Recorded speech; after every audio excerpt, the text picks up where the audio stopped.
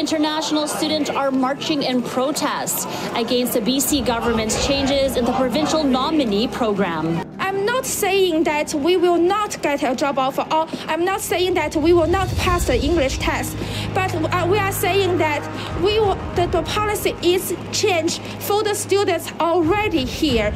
According to the BC government website, it explains why these changes are being made.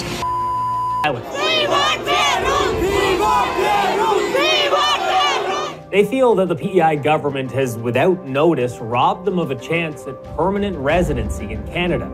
And the sudden changes have made a drastic impact on my life. But they changed it overnight, right? This is youth exploitation. They called us here, now they want us to leave. I'm really worried about my future here in Canada. So just who are these protesters and why did they think they were on their way to permanent residency? Well, most of them first moved to Canada as college and university students. When they finished their programs, they were given postgraduate. We haven't had any general draw for the skilled workers or a Knox. Skilled workers here in Winnipeg hosted a protest at the legislature to voice their grievances against perceived injustices endured by skilled trade workers and postgraduate permit holders in Manitoba. Pero alam nyo guys, may mga good news pa rin ako na natatanggap. May mga personal messages akong na-receive, nagsishare ng balita na nabunot sila being an outland applicant for permanent residency. So, katulad na lang nito na nag-message sa akin. And nakapenetrate pa rin talaga. So, this is also another way that you can consider.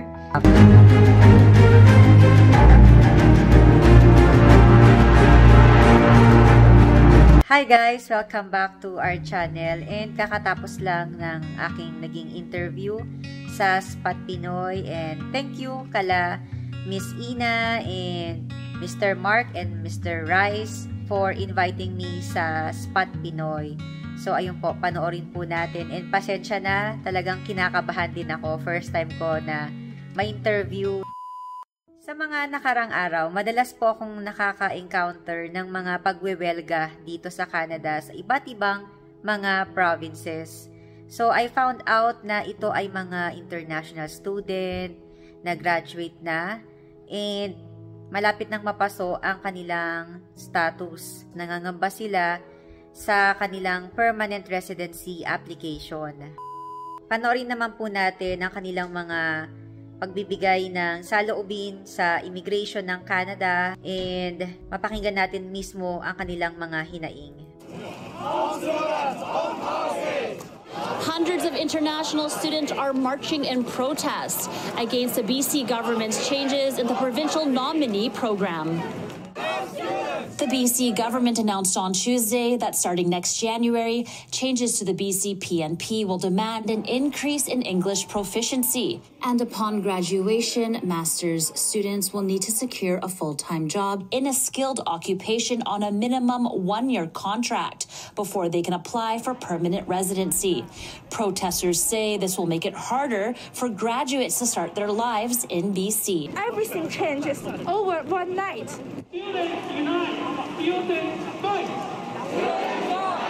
Protesters say the changes are dramatic and it will hurt the students currently living in the province. They say future students may apply elsewhere due to the new policy. A speaker at the protest says that the BC government is betraying the international student community and the changing policies are too unstable to be trusted. I'm not saying that we will not get a job offer, or I'm not saying that we will not pass the English test, but we are saying that the policy is changed for the students already here. So we fight for the grandfather rights. According to the BC government website, it explains why these changes are being made, and it says that this clarity will make it harder for bad actors to take advantage of people by misrepresenting the BC PNP as an easy pathway to permanent residency. Daming nagwewelga and napansin ko lang na ang dami palang Chinese na international student sa BC. So anyway, ayun, chinek ko ang BC PNP website o yung mismong BC website. Ito.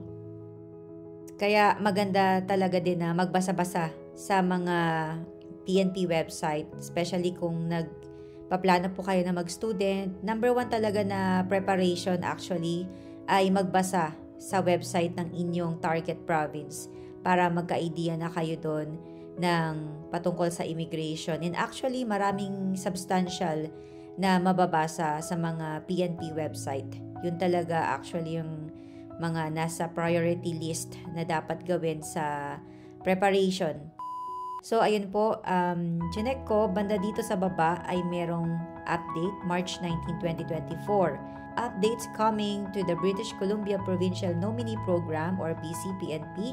The Ministry of Municipal Affairs will be updating the British Columbia Provincial Nominee Program in January 2025 to create clearer pathways and better outcomes for international workers coming to BC. So, heads up, mangyayari ang changes sa January 2025. And sabi dito na ang mga detailed summary of the updates will be available in late 2024. And the criteria will be published in the BC PNP Skills Immigration Program Guide in January 2025. And nabanggit nga ng reporter bakit may mga ganitong updates na ginagawa ang BCPNP. Sabi dito sa second paragraph, the ministry is updating the program so that prospective applicants will know upfront the level of education and language skills they need to have a chance of being nominated.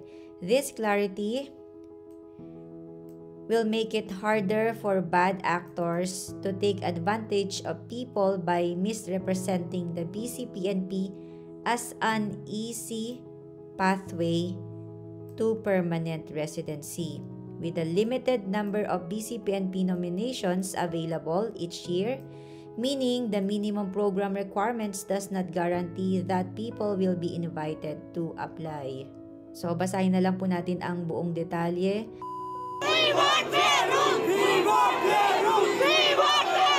They feel that the PEI government has, without notice, robbed them of a chance at permanent residency in Canada. And the sudden changes have made a drastic impact on my life. But they changed it overnight, right? This is youth exploitation. They called us here, now they want us to leave. I'm really worried about my future here in Canada. So just who are these protesters and why did they think they were on their way to permanent residency? Well, most of them first moved to Canada as college and university students. When they finished their programs, they were given postgraduate work permits. It was their ticket to stay in Canada for up to 3 years and to work anywhere they could find a job. Now, some say they headed to PEI because there were a lot of openings in the sales and service industry here. And more importantly, because of the island's reputation as an easy place to get nominated for permanent residency by the provincial government through the Provincial Nominee Program, or PNP. It didn't matter whether you were working at McDonald's or you were working at Tim Hortons. If you had that full-time permanent job, working your minimum 30 hours a week, met the requirements of the PNP, you could put your name in your pool and you would pretty much 100% be guaranteed to get that invitation to make an application. So many moved here to the island with this strong hope that they'd get a job, work the required hours, and would get that PR nomination before their work permit expired. Now that's not happening. Everyone who comes to PEI in search of a PR doesn't get nominated. So as the Premier said recently, there was never a guarantee. You can come here and go through the process, but many people, countless hundreds have come here, have not been nominated in the past, and I expect that will continue in the future. Here in Winnipeg hosted a protest at the legislature to voice their grievances against perceived injustices endured by skilled trade workers and postgraduate permit holders in Manitoba. Protesters say since the new government assumed office, there has been a cessation of draws specific to national occupational classification, saying it has resulted in processing times doubling from 6 to 12 months, leaving many skilled workers and permit holders in a state of uncertainty and distress. Those who have close relatives here, this government was drawing all of those people, and it's not appropriate to judge someone's intention to live in Manitoba, whether just on the basis of they have relatives here. Protesters have 4 demands. They include resuming the HOC-specific draws, prioritizing in-demand jobs in other streams, reducing processing times for the Manitoba Provincial Nominee Program applications to 3 to 4 months, and to implement special draws for individuals awaiting their draws for over 2 years. Some of the students na nagprotesta ay galing sa mga iba't ibang mga provinces.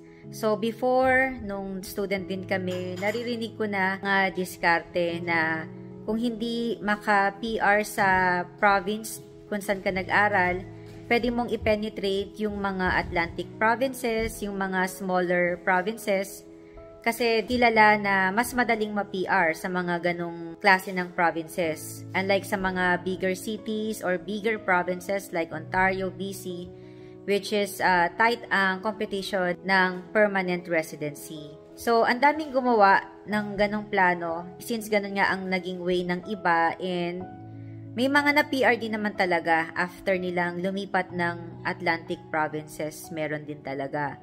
Pero this time, since mataas na ang competition ng permanent residency, marami na rin talaga, significant numbers na yung lumilipat sa mga smaller provinces or yung mga Atlantic provinces. Marami na yung nagtatry ng permanent residency doon after nilang mag-aral sa ibang province.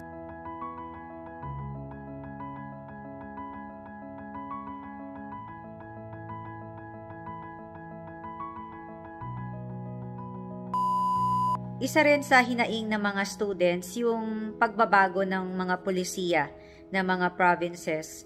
So, before, 2 years ago, nung nag-student sila, ganito, ganyan, ang policy, ang requirements. Then, after 2 years, nagbabago, nag-iiba, which make it harder for them na matarget ang permanent residency.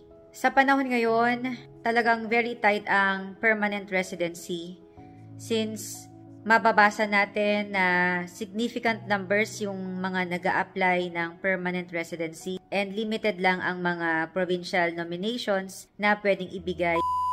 Ang mga student naglalabas ng milyon-milyon para sa kanilang tuition fee and hoping na pagkatapos ng kanilang pag-aaral and makapag-work dahil sa merong postgraduate work permit na pwedeng i-apply once you graduate sa iyong program na kinuha, ay pwede kang makapagtrabaho and then makapag-apply ng permanent residency. But the sad part, after na makapag-graduate or mag-a-apply na ng permanent residency, ay may mga ganitong changes or mga limitations na inilalabas ang immigration.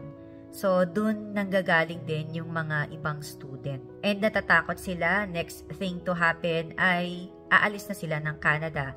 They are people na kasama ang buong pamilya. And I watched an interview na nalulungkot daw yung kanyang anak kasi talagang limited na ang time.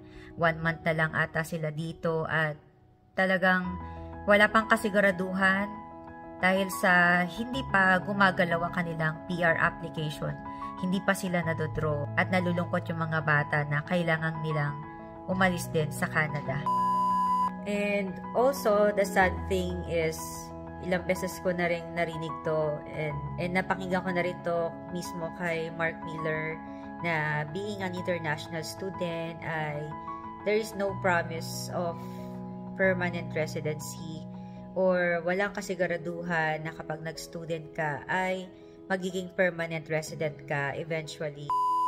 They are also contributing factors sa mga napakinggan natin or nag-share sa atin ng patungkol sa Canada before, might be an agency.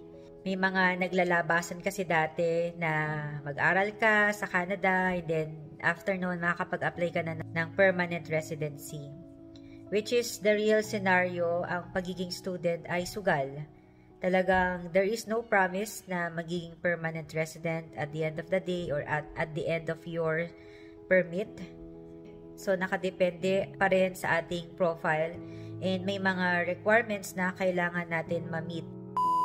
But somehow, ang immigration ng Canada ay meron ding namang punto at meron ding pinagbabasihan sa mga ginagawa niyang changes. So, laging nakadepende sa labor demand ang kanyang mga decision and sila yung magde-decide kung sino yung magstay dito sa Canada or yung mabibigyan ng opportunity para manirahan dito. So, sa tingin nyo ba, ito talaga ang dapat gawin ng government, yung mga changes nito? Pwede nyo pong i-share ang inyong saloobin sa comment section. Pero alam nyo guys, may mga good news pa rin ako na natatanggap. May mga personal messages akong na-receive, nagsishare ng balita na nabunot sila being an outland applicant for permanent residency. So, katulad na lang nito na nag-message sa akin and nakapenetrate pa rin talaga. So, this is also another way that you can consider. But of course, importante ang ating line of work, ang ating work experience sa ating pag-apply ng permanent residency. So, sila po ay outland applicant and na-consider din talaga kahit na nasa outside Canada. So, maybe you can check also this option na makapag-apply pa rin for permanent residency kahit na nasa labas na. But I know na this might be hindi siya ganun na talagang maaasahan mo. And sila rin kasi talaga nagulat sa naging result ng kanilang PR application. But, ang masasabi ko lang din talaga, kung meron kayong recent work experience and in demand ito sa Canada, there might be a big possibility. So, importante talaga ang work experience na recent. So, sa mga nagbabalak po na maging international student, you might learn something sa nangyayari na ito. And it's a good thing na matarget natin yung mga primary sector or yung mga priority sector dito sa Canada for a good fighting chance.